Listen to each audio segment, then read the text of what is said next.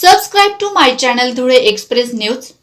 Subscribe now, press the bell icon and never update from Dhule Express News. Mahatma Phule कृषी विद्यापीठ कृषी विज्ञान केंद्र धुळे येथे राष्ट्रीय पशुरोग नियंत्रण कार्यक्रम अंतर्गत लाड खुरकत ब्रुसेलोसिस व राष्ट्रीय कृत्रिम रेतन कार्यक्रम कृषी विज्ञान केंद्र धुळे व जिल्हा पशुसंवर्धन विभाग धुळे यांच्या संयुक्त विद्यमाने कार्यशाळा संपन्न झाली। यावेळी या कार्यक्रमाप्रसंगी कार्यक्रम समन्वयक कृषी विज्ञान केंद्र धुळेचे डॉक्टर दिनेश नांद्रे, जिल्हा कृषी अधिकारी विवेक सोनवणे, कार्यकारी परिषद सदस्य राहुरी डॉक्टर पंकज कुमार महाले, सहाय्यक प्राध्यापक पशु विज्ञान व दुग्धशास्त्र विभाग धुळेचे विपुल वसावे, पशुधन विभाग अधिकारी डॉक्टर प्रशांत निकम, पशुसंवर्धन विभाग सह आयुक्त doctor Subhash Sirsat, doctor Komalwar, doctor Pankaj Patil, doctor Rohit Kadu आदी सर्वच अधिकारी वर्ग या ठिकाणी मोठ्या संख्येने उपस्थित होते। तसेच या कार्यक्रमाप्रसंगी प्रधानमंत्री नरेंद्र मोदी यांचे लाईव्ह प्रक्षेपण देखील शेतकरी वर्गास दाखवण्यात आले। तसेच प्रधानमंत्री किसान सन्मान निधी व प्रधानमंत्री किसान मानधन योजना, कृत्रिम रेतन व लाड्या खुरकत रोगाचे नियंत्रण, जनावरांचे लसीकरण याबाबत विविध विषयांवर या ठिकाणी मार्गदर्शन करण्यात आले। याचा लाभ मोठ्या संख्येने शेतकरी वर्ग विद्यार्थी यांनी यावेळेस घेतला।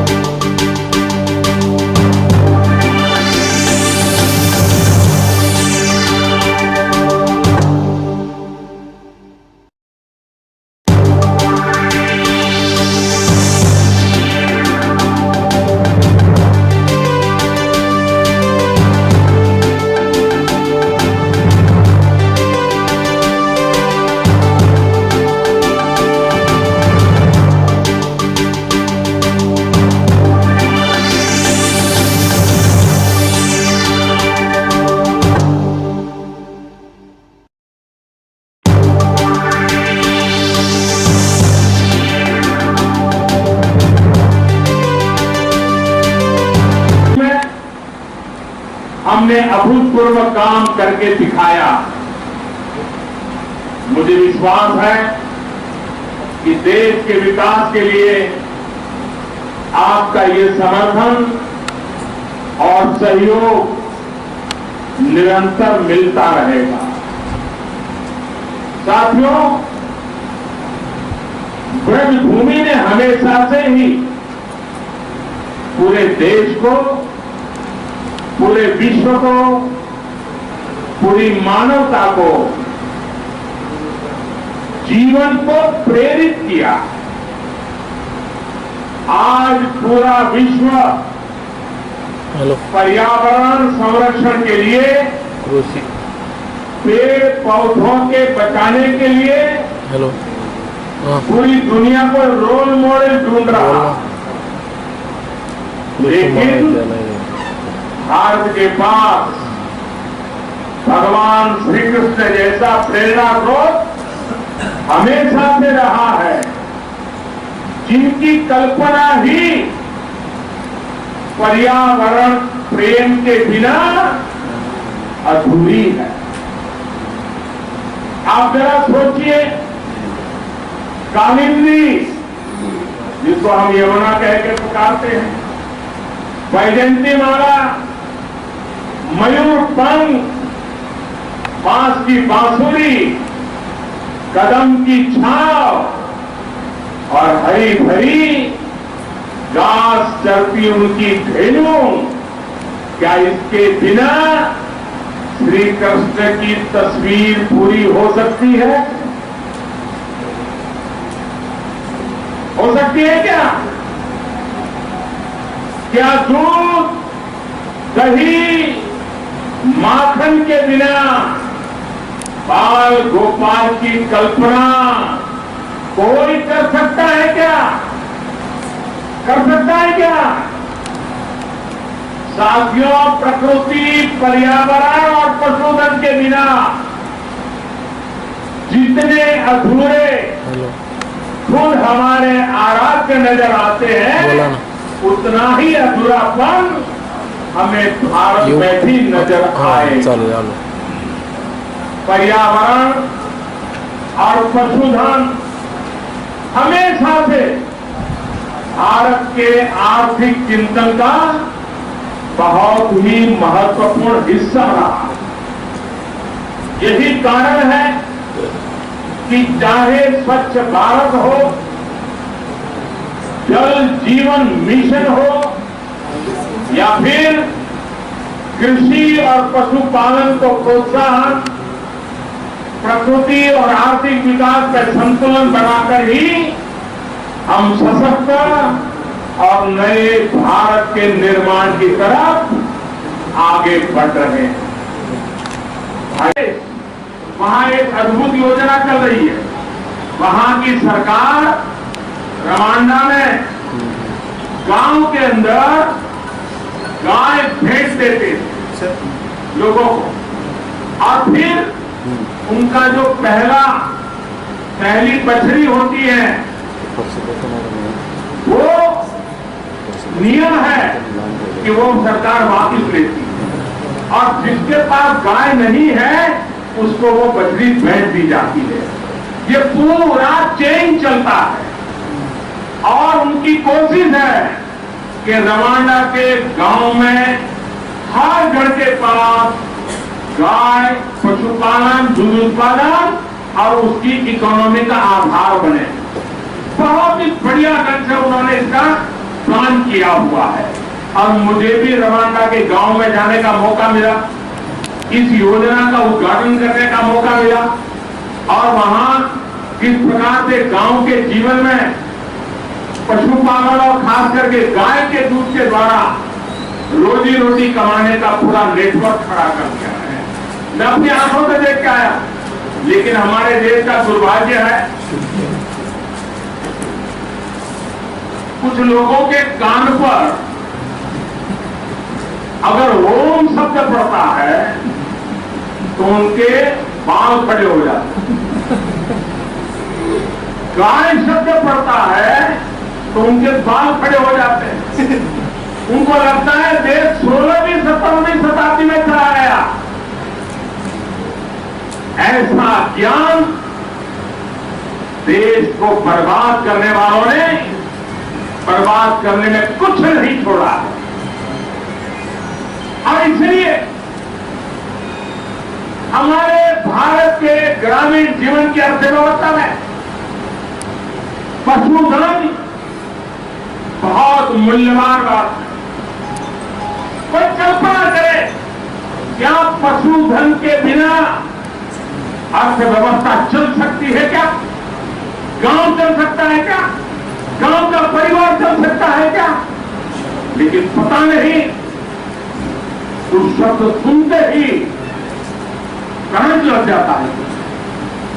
साथियों, पशुधन को लेकर सरकार कितनी गंभीर है, इसका अंदाजा इस बात से लगाया जा सकता है कि सरकार बनने के बाद 100 दिन में जो बड़े फैसले लिए गए, उनमें से एक पशुओं के टीकाकरण से जुड़ा हुआ।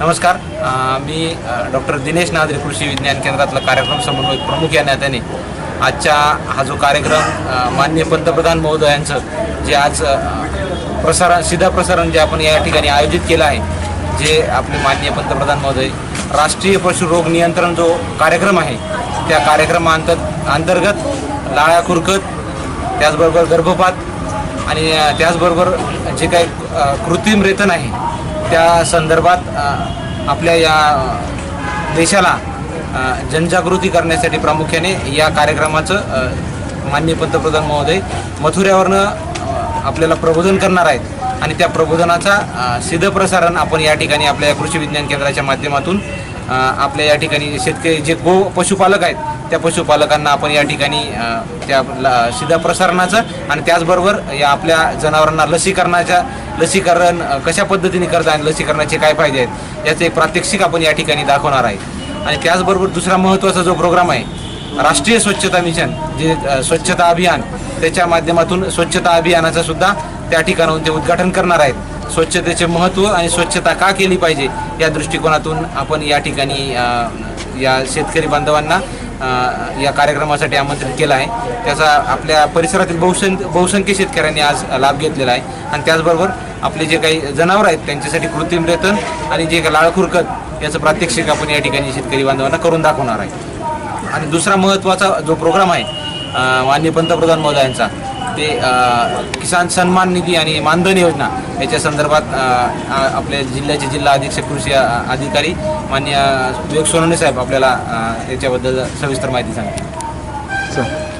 आपल्याला कल्पना आहेच की आपल्या भारत देशाचे माननीय पंतप्रधान महोदय यांनी शेतकऱ्यांसाठी किसान मानधन योजना सुरू केलेली आहे आणि त्याचं ऑफिशियली लॉन्चिंग उद्या झारखंड या राज्यात रांची येथे होणार आहे। त्या दृष्टिकोनातून आपण जिल्ह्यामध्ये यापूर्वीच गेल्या 1 महिन्यापासून प्रसिद्धीच्या माध्यमातून आपण या योजनेचा प्रसार गावोगावी केलेला आहे।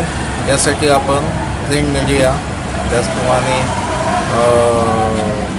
विविध प्रकारचे पोस्टर्स आपण छापून गावोगावी ग्रामपंचायतीला लावलेले आहेत आणि त्याचाच परिपाक म्हणून की काय, आजपर्यंत आपण जिल्ह्यामध्ये एकूण 1500 शेतकऱ्यांचा सहभाग यामध्ये नोंदवलेला आहे।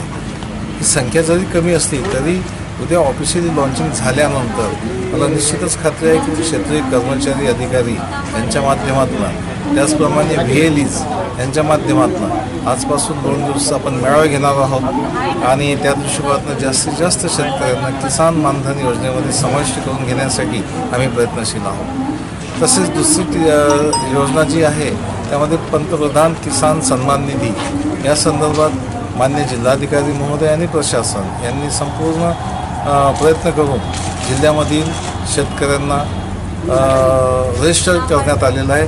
त्यामध्ये काही ज्या शेतकऱ्यांचे काही चुका झालेल्या आहेत फॉर्म भरताना त्या करेक्ट करण्याची कारवाई सुरू आहे आणि मला खात्री आहे की येत्या 8 दिवसामध्ये पूर्ण होईल. आपल्या माध्यमातून मी सर्व जिल्ह्यातील शेतकरी, विशेषतः अल्प व अत्यल्पभूधारक शेतकरी यांना आपल्या माध्यमातून निवेदन करू इच्छितो की जास्तीत जास्त शेतकऱ्यांनी किसान मानधन योजनेचा लाभ घ्यावा. याची प्रमुख अट एकच आहे, अल्प व अत्यल्पभूधारक शेतकरी असावा, त्यांचं वय हे 18 ते 40 या वयोगटामधलं असावं आणि रजिस्ट्रेशन करण्यासाठी जवळच्या CSC सेंटरला जाऊन त्यांनी फक्त पासबुकची झेरॉक्स, आधार कार्ड आणि 8चा उतारा एवढेच कागदपत्र त्यांनी द्यायचे आहेत आणि वयाच्या 18 ते 40 या वयोगटात त्यांचं जे वय आहे त्या वयोगटानुसार किंवा त्या वयानुसार त्यांना त्या ठिकाणी रक्कम भरून रजिस्ट्रेशन करायचं आहे. आणि मला पूर्ण खात्री आहे की भविष्यामध्ये वयाचं 60 वर्ष पूर्ण झाल्यानंतर त्यांना दरमहा 3,000 रुपये हे मिळणार आहेत. तर जास्तीत जास्त शेतकऱ्यांनी यामध्ये सहभाग नोंदवून आपलं भावी आयुष्य सुखकारक करावं अशी मी विनंती करतो. आपल्याला माहिती की मक्यावरील लष्करी अळीचं प्रमाण आपल्याकडे मोठ्या प्रमाणावर दिसून येत आहे आणि पशु रोग नियंत्रणाचा संबंध काय, कारण मी याच्यासाठी कुठलोय आमच्या साहेबांनी मला परमिशन दिली, परवानगी दिली की आजच्या मितीला मागच्या आठवड्यापासून एक व्हॉट्सॲपवर मोठ्या प्रमाणावर व्हायरल होतो एक व्हिडिओ की आळी, लष्करी अळीचा फिरलाय ना, कोणी पाहिलाय, कुठल्या गावाचा आहे, कोणाला सांगता येणार नाही, कोणी राणा म्हणतं, कोणी लांबकानी म्हणतं, कोणी जालना म्हणतं. तर हा व्हिडिओ अतिशय चुकीचा आहे. पशुरोग नियंत्रण कार्यक्रमाबद्दल असल्यामुळे मी आज तुम्हाला त्याच्यासाठी 2 मिनिटं मला देण्यात आले तर सांगतोय. लष्करी अळी खाल्ल्यामुळे किंवा त्या बाधित चारा खाल्ल्यामुळे जनावरं दगावली हा समज एकदम चुकीचा आहे. तो प्रचंड प्रमाणावर व्हायरल होतोय. मला सांगा, आपले पशु भरपूर ठिकाणी जातात, भरपूर ठिकाणच्या चारा खातात, हे खातात, कचरा खातात, त्याच्यात कोणत्याच प्रकारची कीड नसते का बरं, कोणत्याच प्रकारची अळी नसते का, असते का नाही, तरी ते जिवंत असतात. मग या लष्करी अळीमुळेच का मरायला लागले, थोडासा विचार आला का मनात? म्हणून हे दगावले का त्याचं मी तुम्हाला कारण सांगतो. या दगावल्याचं कारण असं आहे की भुट्ट्यामध्ये अळी गेलेली असतात आणि शेतकरी माझे बांधव काही विशिष्ट फवारण्या जास्त प्रमाणात करतात. उदाहरणार्थ बाटलीमध्ये पाणी घेऊन त्याच्यात केमिकल टाकून ते डायरेक्ट पोग्यात सोडतात, रासायनिक औषध. आता मला सांगा, काही ठिकाणी चुन्याचा व्हिडिओ मागे आला होता, एकदा व्हायरल झाला, तर पोगे जळून गेले, बरोबर आहे. तो नंतर त्याने दिलं की याच्यामुळे जास्त चुना आणि साबणाचं झालं की ते जळून जातं. तसं हे जास्त केमिकलचं औषध फवारल्यामुळे कदाचित ती जनावरं दगावली असते, हे मला ठोसपणे इथं सांगायचं आहे. जसा व्हिडिओ व्हायरल झाला तसं मी वरती आमच्या जे काही शास्त्रज्ञ आहेत त्यांना हे कळवलेलं आहे. तिकडनं ज्या सूचना येतील कशामुळे, खरंच मी पण चक्रावून गेलो. लष्करी अळीमुळे जनावरं दगावले आजपर्यंत तर पाहिलं. भरपूर किडी आपल्या गायींच्या, पशुधनाच्या पोटात गेले आहेत का नाही याच्यापर्यंत, का अजिबात गेले नाही. मागच्या वर्षी उंटा आळी आली होती निंबावर, त्याच्याने सुद्धा एक निंबाच्या झाडाखाली माणूस झोपला होता म्हणे, त्याच्या अंगावर आळ्या पडल्या, तो हिरवा पडून गेला. हा सुद्धा व्हिडिओ फिरला होता. म्हणून असे चुकीचे व्हिडिओ थोडासा विचार करून करा, कारण मक्याशिवायचा चारा पीक आपल्याकडे म्हणजे चांगला पर्याय आहे आणि त्यालाच काही लोकांचा स्टंट असेल, कोणाचा असेल किंवा व्यापाऱ्यांना कमी भावाने घ्या, मी कोणाला दोष देत नाही, पण अशा चुकीच्या माध्यमातून हा व्हिडिओ फिरतोय. त्याच्यामुळे कृपया ज्याच्याकडे असेल त्यांनी फॉरवर्ड करू नका. हे जे झालंय ते अतिरिक्त आणि शिफारशीपेक्षा जास्त रसायनाचा वापर, कीटकनाशकांचा खूप झाला का नाही मक्याला यावेळेस, भरपूर झाला. म्हणजे तुमचं इमॅमॅक्टिन बेंझाइट असेल, बोराजन असेल, स्पिंटोरम असेल, म्हणजे डेलिगेट, त्याच्यापर्यंत आपण जाऊन पोहोचलेलो आहे. पण ते शिफारशीमध्ये केल्या नसल्यामुळे ते होतंय. आणि प्रत्येक कीटकनाशकांचा वेटिंग पिरियड असतो, म्हणजे त्याच्यातला ठराविक कालावधी असतो. तो आहे जास्तीत जास्त 5 ते 6 दिवस त्याच्यात राहतो. 6 दिवसानंतर त्याच्यातला अंश जो आहे कीटकनाशक तो निघून जातो. त्याच्यामुळे याच्याकडे म्हणजे या व्हॉट्सअपच्या व्हिडिओमुळे मला ते इथं बोलायला इथं आलो मी. खरं म्हणजे पशुरोग नियंत्रण कार्यक्रम आहे म्हणून आपण मी हा विषय इथं काढलाय. तर कृपा करून कोणी तो व्हिडिओ जो असेल तो चुकीचा फॉरवर्ड करू नका. अनेक व्हिडिओ असतात काही चांगले. आजच्या कार्यक्रमाचे आयोजन केल्याबद्दल कृषी महाविद्यालय धुळे यांचे मी आभार मानतो. आजच्या कार्यक्रमाला उपस्थित असलेले सर्व शेतकरी यांचे आभार मानतो, कारण हा आजचा जो कार्यक्रम हा अत्यंत महत्त्वाचा आहे. शेतकऱ्यांचे उत्पन्न दुप्पट करण्यासाठी बिलो पॉवर्टी लाईन मधून अप्पर पॉवर्टी लाईन मध्ये येण्यासाठी शासनाने पशुसंवर्धन विभाग व कृषी विभाग मार्फत अत्यंत महत्त्वाच्या योजनांचा शुभारंभ केलेला आहे आणि काही योजना या आज शासनामार्फत राबविल्या जात आहेत. आजच्या कार्यक्रमामध्ये जो लाळ खुरकत रोग प्रतिबंधक कार्यक्रम फूट अँड माउथ डिसीज हा जो कार्यक्रम राबविला जाणार आहे तो यापूर्वीच पशुसंवर्धन विभागामार्फत राबविला जात आहे. या आजारामध्ये जनावरांना ताप येणं, तोंडामध्ये व्रण येणं, खुरांमध्ये जखमा होणं, भूक कमी लागणे, पर्यायाने दुधाच्या उत्पादनावर परिणाम होऊन दूध उत्पादन कमी होणं आणि पर्यायाने शेतकऱ्यांचं नुकसान होणं. आणि म्हणून हा कार्यक्रम अत्यंत महत्त्वाचा असल्यामुळे वर्षातून 2 वेळा याचं लसीकरण केलं जाणार आहे. या निमित्ताने मी पशुपालकांना विनंती करतो, इथं उपस्थित असलेले जे पशुपालक असतील किंवा विद्यार्थी असतील त्यांनी आपल्या शेजारी पाजारी किंवा समाज प्रबोधन करणं आवश्यक आहे की ह्या कार्यक्रमामुळे हा जो लसीकरणाचा कार्यक्रम आहे हा अत्यंत करणं आवश्यक आहे. पशुपालकांना मी विनंती करतो की आपल्याकडील जे पशुधन आहेत त्यांना हा लसीकरण करून घेणं महत्वाचं आहे. आता आम्ही जो कार्यक्रम राबवतो त्यावेळेला बरेचसे शेतकरी लोकांकडे उदासीनता आहे या लसीकरणाच्या कार्यक्रमासाठी. त्यामुळे या निमित्ताने मी शेतकऱ्यांना विनंती करतो की त्यांनी लसीकरण घेणं अत्यंत आवश्यक आहे. दुसरा विषय होता ब्रुसेलोसिस. हा अत्यंत भयानक आजार आहे. यामध्ये गर्भपात होतो, नंतर मेलेलं वासरू बाहेर पडतं. त्यामुळे ह्या ब्रुसेलोसिस आजाराला नायनाट करण्यासाठी लहान वासरे आहेत त्या वयाच्या 4 ते 8 महिन्या दरम्यान त्याचं लसीकरण केलं जाणार आहे. त्यात तरी सुद्धा या शेतकऱ्यांना विनंती आहे पशुपालकांना की त्यांनी याचं सुद्धा लसीकरण करून घेणं आवश्यक आहे. तिसरा महत्वाचा विषय आहे की कृत्रिम कार्यक्रम artificial insemination programme.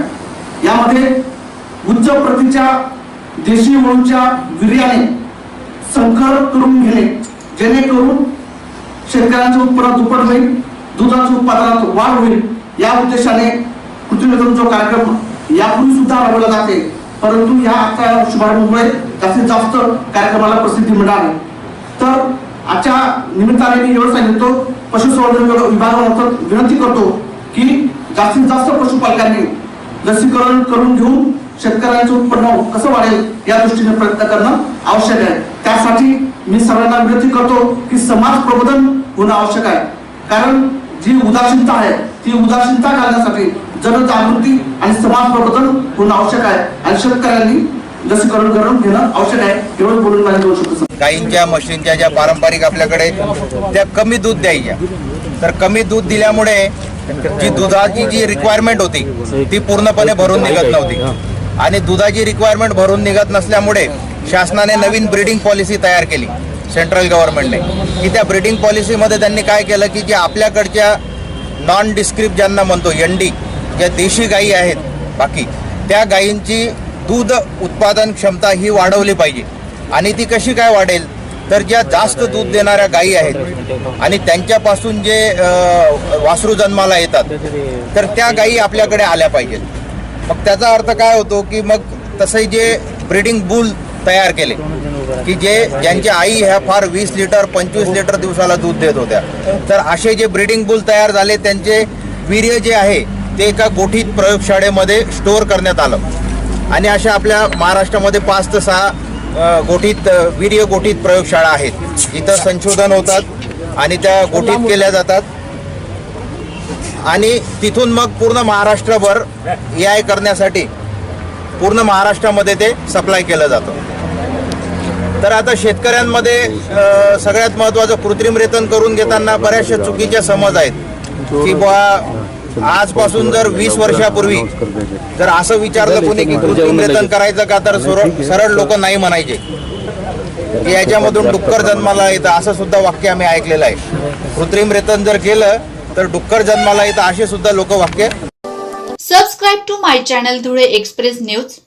Subscribe now, press the bell icon and never